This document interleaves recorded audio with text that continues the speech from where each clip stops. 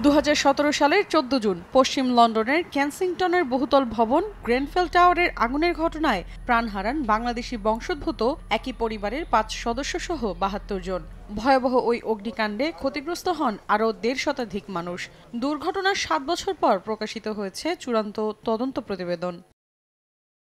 বুধবার প্রকাশিত প্রতিবেদনে দুর্ঘটনার জন্য সরকার সহ ভবন নির্মাণে সংশ্লিষ্ট প্রতিষ্ঠানের অবহেলাকে দায়ী করা হয়। এমনকি ভবনের বাইরের প্রলেপে দাহ্য উপাদান ব্যবহারের জন্য দায়ীদের চিহ্নিত করা হয়। অভিযুক্ত করা হয় ভবনের রক্ষণাবেক্ষণে নিয়োজিত প্রতিষ্ঠান ও দাহ্য উপাদানযুক্ত পদার্থ সরবরাহকারী প্রতিষ্ঠানকেও।